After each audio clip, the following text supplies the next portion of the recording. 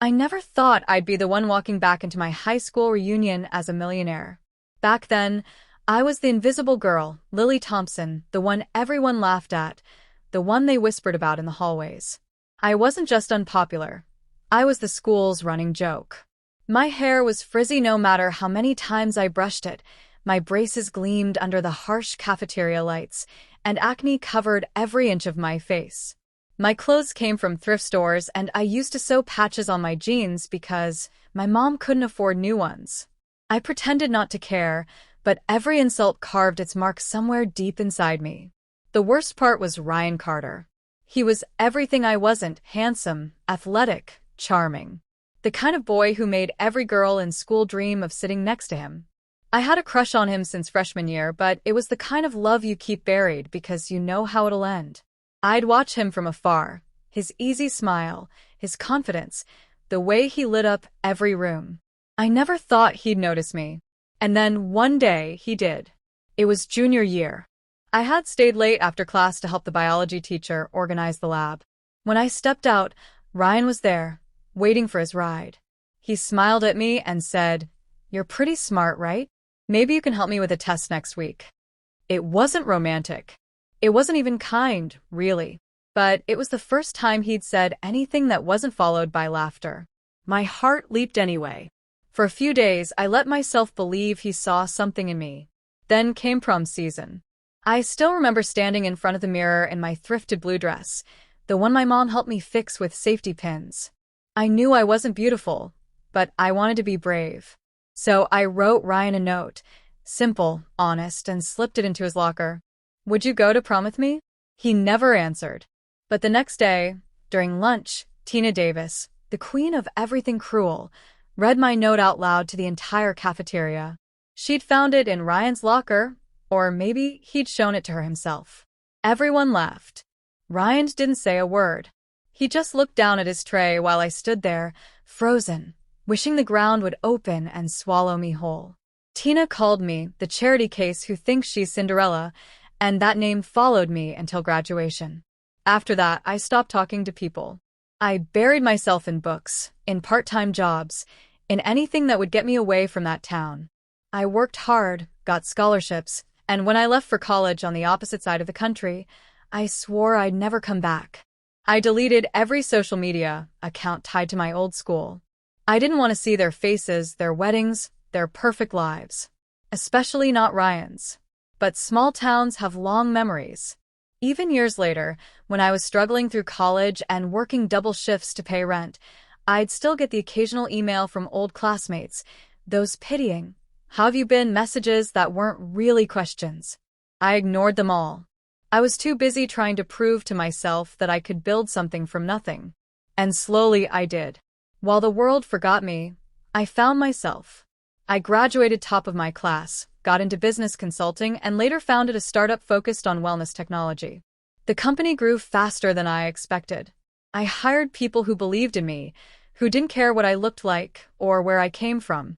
I learned confidence the hard way by being told no enough times to stop asking for permission. My scars faded, not just the acne, but the invisible ones too. For the first time in my life, I looked in the mirror and didn't flinch. My braces were gone. My skin was clear. My posture straight. I wasn't the ugly girl anymore, but the funny thing was I stopped caring whether anyone thought I was pretty. It was a quiet Tuesday afternoon when I got the email. Lincoln High Class of 2010 to 15-year reunion. The logo was still the same, cheesy and gold. I stared at the subject line for a full minute before opening it. The event would be at the Hilton downtown. RSVP requested. I laughed at first. The idea of seeing them all again felt ridiculous. Why would I go back to a place that only ever made me feel small? But then I scrolled through the attached guest list, and there it was, Ryan Carter and Tina Davis Carter. Curiosity has a cruel sense of timing. I wondered what they looked like now, whether they were still the golden couple, still the picture-perfect dream. I told myself it didn't matter. But that night, I couldn't sleep. My mind replayed the laughter, the humiliation, the way Ryan looked at his tray, while I cried in front of everyone. 15 years had passed, and yet, that memory still had power. I didn't know it yet, But that email was the start of something unexpected. I was no longer the girl they mocked. I was a woman with everything they thought I'd never have. And deep down, a part of me wanted them to see it. Not out of revenge, but because I needed to face the ghost that had haunted me for half my life. The next morning, I RSVP'd yes. The first few years after leaving that town were nothing but survival. I worked part-time jobs, studied at night, and lived on instant noodles. But each step forward built a version of me that no longer needed validation. By 28, I had launched my first wellness app, a simple tracker for mindfulness habits. It went viral during the pandemic, and overnight, investors started calling. I expanded, built a company, and surrounded myself with people who valued authenticity over appearances. By 32, I had offices in 2 states, a team of 50, and a reputation for being the kind of woman people underestimated until she opened her mouth. Success didn't feel like revenge. It felt like peace. I didn't think about my high school anymore until one night when an unexpected friend request appeared on my screen. Ryan Carter has sent you a connection request. For a second, I thought it was a fake account. His profile picture showed a man I barely recognized, tired eyes, the same jawline but with shadows of worry etched around it. Curiosity made me click accept. Moments later, a message popped up. Hey Lily, it's been a long time. How are you? I stared at the message for 10 minutes before replying. It has been. I'm doing well. You? His reply came fast. Trying to be. We chatted sporadically over the next week. Small talk at first, jobs, cities, the usual catch-up chatter. Then late one night, his tone shifted. I saw your company online. You've done incredible things. I'm proud of you. The words hit me strangely. Part of me wanted to ignore him, another part wanted to ask why he cared now. But instead I typed, thanks. I worked hard for it. He confessed things I didn't expect. He told me he wasn't doing well, that life after high school hadn't been the fairy tale everyone assumed. He'd gone into sales, made decent money, but never found passion in it. He married Tina 2 years after graduation. They had a son, then lost him to illness before his first birthday. After that, he said, their marriage fell apart quietly. They didn't fight, they just stopped being happy. Tina started spending more time with friends, and he tried to ignore what that meant. Reading his messages, I felt a mix of sympathy and disbelief. This was the man who'd once been untouchable, reduced to fragments of the life he thought he wanted. He didn't complain, though. He wrote with honesty, even self-blame. I made bad choices, he admitted. I thought popularity meant happiness. But I haven't felt like myself in years. Somehow, we slipped into a rhythm. Late-night messages turned into calls. His voice was deeper now, slower, and when he laughed, there was something broken in it. I didn't flirt, but the connection was undeniable. There was a quiet familiarity between us that scared me a little. One evening, he asked if I'd gotten the reunion invite. I said yes. He said he wasn't planning to go, that seeing everyone would just remind him of everything he'd lost. Then, after a pause, he added, unless you go. It felt like a challenge wrapped in vulnerability. I didn't answer right away. I told myself it didn't mean anything, but my heart knew better. I typed, I was thinking about it. He replied, then I'll go. Maybe we can go together. That line lingered for days. I reread it too many times. Part of me wanted to say no, to protect the woman I had become. But another part whispered that maybe, just maybe, it was time to close the circle. So I said yes. After that, our conversations deepened. He told me more about Tina, how she spent nights working late but came home smelling like someone else's cologne. He said he stayed for the image, for the illusion of being the man everyone once envied. I don't even think she loves me anymore, he said one night. I didn't respond. What was I supposed to say? That I'd loved him once, before he ever looked my way? That I'd spent years trying to erase the sound of his name from my memory? When he finally admitted he'd found proof of her affair, I wasn't surprised. His voice broke as he said it. It's strange, Lily. You think betrayal will come with anger, but it just comes with silence. I wanted to comfort him, but I also wanted to keep my distance. I had spent too long rebuilding myself to fall into an emotional trap. But when he said, "You were always kind, even when people weren't," something inside me softened. A week before the reunion, he called. "Are you sure you want to do this?" he asked. I said yes. He laughed quietly. "Then I guess I get to be the guy who takes the prettiest girl in the room." I didn't know whether to laugh or hang up. The irony wasn't lost on me. He didn't remember how he'd stood by while I was humiliated all those years ago.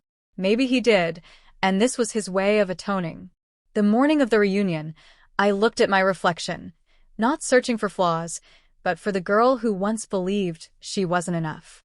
She was gone, replaced by someone calm, composed, and certain. I wasn't going to that reunion to prove a point. I was going because I'd earned the right to walk into that room without shame. Ryan texted that he'd meet me there. He said he wanted to handle things with Tina first, that it was time to end the lies. His final message before the event read, "See you soon, Lily. For once, I'm looking forward to something." I didn't know if this was a new beginning or the closing of an old wound. But as I put on my coat and stepped outside, I knew one thing for sure. This time, I wasn't the one being saved. The night of the reunion felt like stepping into another lifetime. The hotel lobby buzzed with laughter and nostalgia, faces that once haunted my teenage years now softened by age and life. My heart beat steadily, not from fear but from clarity. I wasn't here to prove anything. I was here because the version of me that used to hide in corners deserved to walk proudly through those doors. I arrived alone. Ryan texted that he was on his way. When I walked in, the room fell quiet for a second. A few people squinted, trying to recognize me. Then I saw it, the flicker of disbelief on faces that once mocked me. The whispers started, and I caught fragments. "Is that Lily?" "No way. She looks incredible." I smiled politely, nodding as if they were strangers, because that's what they had become. The years had peeled away the power their opinions once held. Across the room, I spotted Tina. Her hair was still perfect, her dress expensive, but her eyes darted like someone constantly afraid of being seen too closely. When she noticed me, her smile faltered. She excused herself from her group and walked over, her heels clicking like the echo of old taunts. "Lily Thompson," she said, stretching the name with false sweetness. "Wow. "I almost didn't recognize you." I met her gaze and said calmly, "People change." She laughed lightly. "Clearly, you've upgraded." The compliment felt like a dagger wrapped in sugar. I didn't bite." "So have you," I said, glancing briefly at the drink in her hand, her diamond ring flashing under the lights. For a moment, neither of us spoke. Then Ryan walked in. Conversations around us stilled again. He looked sharper than I remembered, but older, worn from years of pretending. His eyes found mine instantly, and something softened in his expression. He crossed the room without hesitation and hugged me, and the room erupted in murmurs. Tina's face turned rigid, the smile fading completely. "Lily," Ryan said, his voice steady but low. "I'm glad you came." Introductions followed like waves crashing against rock. Classmates who once ignored me now surrounded us, asking about my company, my travels, my life. I answered with polite brevity. The more they spoke, the clearer it became. They weren't really interested in me. They were trying to rewrite their own guilt, to pretend they hadn't been cruel. Ryan stayed close, deflecting awkward comments, proud in a quiet, protective way. Then Tina's laughter cut through the air. She had gathered a small audience and was telling a story about high school crushes gone wrong. My name slipped out between her words. "Remember when Lily asked Ryan to prom?" she said with a smile sharp enough to draw blood. She left a note in his locker, so sweet. I almost felt bad for her. The group laughed uneasily. I stood still. Ryan's jaw tightened. "Tina, enough," he said, but she waved him off. "Oh, relax, it's ancient history." I looked at her, steady and unbothered. "You're right," I said softly. "It is." I turned back to the group. "And it's funny, isn't it? How the girl you all laughed at turned out just fine." Silence fell. For the first time, I saw uncertainty flicker in Tina's eyes. Moments later, the DJ announced a slow song. People moved to the dance floor. Ryan leaned closer. "Do you want to dance?" The last time he'd asked, I'd been 16 and dreaming. This time, I hesitated, then nodded. We moved slowly, quietly, like two people shedding the ghosts of who they used to be. He whispered, "I never said it then, but I'm sorry. I was a coward." His words hung in the air heavier than the music. "I know," I said. "But you don't owe me anything. We were kids." He shook his head. No. "I hurt you by doing nothing. You deserved better than silence." I wanted to tell him that his silence had built the fire that shaped me, that without it, I might not be the woman I am. But instead I said, "You've already made it right by growing up." The song ended. We stepped back just as Tina stormed over, anger disguised as composure. "Can I borrow my husband?" she said with venom. Ryan looked at her and replied evenly, "Actually, you can have him back. But not like before." Confusion rippled through the room. Tina blinked. "What's that supposed to mean?" He handed her his wedding ring. Gasps surrounded us. "It means I'm done pretending," he said. "Everyone here already knows about your affair, Tina. You don't have to keep performing." Her face drained of color. "You think you can embarrass me like this?" she hissed. He shook his head. "You did that to yourself." She turned toward me, desperate for an audience. "Oh, I see. You think you can steal him now? The ugly girl finally gets her fairy tale?" Her words didn't sting. They sounded tired, almost pitiful. I met her gaze with calm certainty. "I don't steal broken things, Tina. I heal from them." The room went still. Ryan looked at me, eyes filled with something between admiration and shame. Tina muttered something under her breath and stormed out, her heels clattering like punctuation marks on a dying sentence. After that, the tension eased. Classmates approached me with cautious smiles, trying to shift their alignment toward whoever seemed to hold power now. I didn't indulge it. I spoke with grace, thanked them, and moved through the evening as though none of it had ever defined me. Ryan stayed nearby, quiet but present. As the night wound down, he walked me outside. The air was cool, city lights shimmering off the glass facade behind us. For a long moment, neither of us spoke. Finally, he said, "I didn't deserve to stand next to you tonight." "You didn't need to," I replied. "You just needed to stand up for yourself." He nodded slowly. "I think I finally did." His voice cracked slightly. "Lily, you were always the one who saw people for what they could be, not what they were. I just wish I'd seen you back then." I looked at him and smiled faintly. "Maybe you weren't meant to. Maybe we had to lose ourselves to find who we really are." He exhaled, a breath that sounded like release. The lights reflected in his eyes, and for the first time, he didn't look like the golden boy from high school. He looked human. The silence between us was gentle, almost forgiving. He stepped closer, but didn't reach for me. "Thank you," he said simply, "for not turning this into revenge." I shook my head. Revenge is for people who still care what others think. I stopped caring a long time ago. We stood there until the music inside faded, and the noise of the city filled the space between us. For the first time in years, I felt completely free. The ghosts of high school had no power here anymore. I wasn't the girl who wrote love notes. I wasn't the victim of anyone's cruelty. I was just Lily, whole, calm, and unshakably at peace. In the weeks after the reunion, everything that had once felt unresolved finally settled. The photos from that night started circulating online and messages poured into my inbox. Old classmates apologizing, pretending to remember me kindly. I didn't respond to any of them. I didn't need to. For the first time, I wasn't chasing validation or closure. I already had both. The past wasn't something to fix anymore. It was something to understand and let go of. Ryan called a few days later. His voice was calm, almost relieved. "I filed for divorce," he said. "Not because of what happened at the reunion, but because I should have done it years ago. I was living someone else's version of my life." There was no bitterness in his tone, only honesty.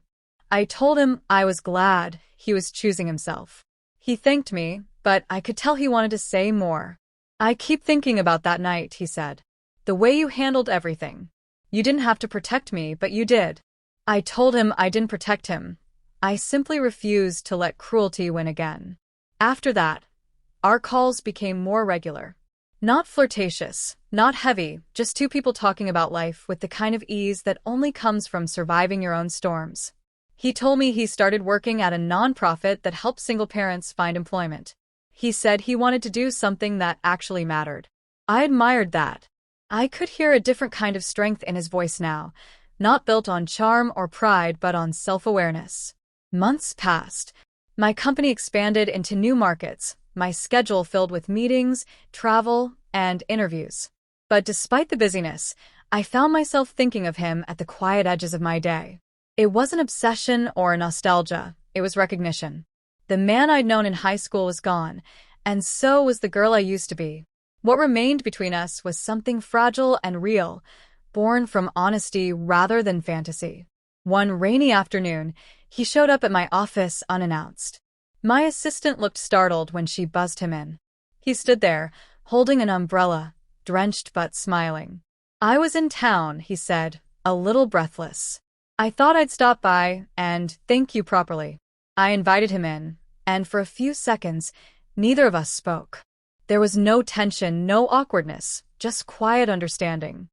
He glanced around my office, at the framed photos of my team, the shelves filled with books and awards. "You built all this," he said softly. "You really did it." I smiled. Yeah. "I did." He nodded, then met my eyes. I used to think success was about what people saw. But standing here, I realize it's about what no one sees. The nights you cried, the times you didn't give up. His voice cracked slightly. I wish I'd had your courage back then. I didn't know how to respond, so I simply said, "We all grow up at different speeds." He took a slow breath and then said something I hadn't expected. "I'm in love with you, Lily." I don't know when it happened, but somewhere between regret and gratitude, I fell. The words were quiet but certain, like he'd rehearsed them for weeks. For a long moment, I said nothing. There was a time when hearing those words from him would have been everything I wanted. But standing there, I realized I didn't need them to feel whole. I walked around my desk and stood in front of him. "Ryan," I said gently, "you're still healing. Love shouldn't be born out of guilt or rescue. It should start clean." He nodded slowly, eyes downcast, but there was no disappointment in his face, just peace. "Then maybe I'm learning what love really is," he said. I smiled. "Maybe you are." I handed him my card. "How about coffee sometime?" No expectations, no history. Just two people starting over. He looked up, surprised but grateful. "I'd like that," he said. After he left, I stood by the window, watching the rain streak down the glass. The city below was alive, chaotic, and beautiful, just like life itself. For years, I'd chased the idea of redemption, thinking it meant proving myself to those who once doubted me. But standing there, I finally understood that true redemption was quiet. It wasn't about revenge or romance or being seen. It was about peace, the kind that comes when you forgive, not because they deserve it, but because you do. Weeks later, Ryan and I met for coffee. We talked for hours, laughing easily, the weight of the past gone. He told me he was taking classes again, learning something new just for himself. I told him about an upcoming trip to Europe, a project that would help fund mental health programs for young women. He said he was proud of me again, and this time, I believed him. When we said goodbye, he didn't reach for me or make promises. He just smiled and said, "Take care, Lily. You deserve everything good."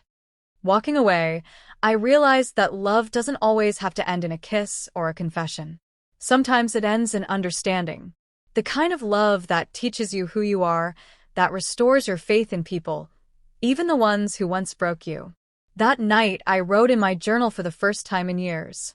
I wrote about the girl who used to feel invisible, the woman she became, and the man who finally saw her for who she was, not because she changed, but because he finally opened his eyes.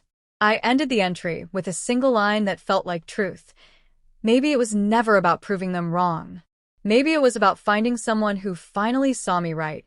And for the first time in my life, that was enough.